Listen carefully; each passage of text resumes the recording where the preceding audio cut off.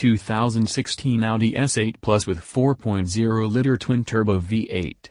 So go big or go home. Never mind the modest A8L, with the sensible 6-cylinder. The earth-moving A8L with its powerful W12, perhaps? No way.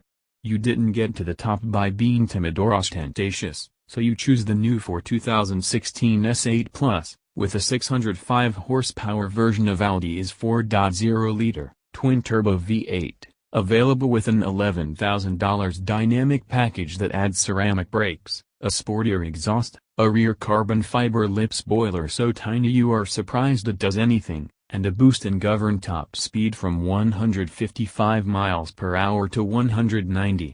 Yeah, that's the ticket.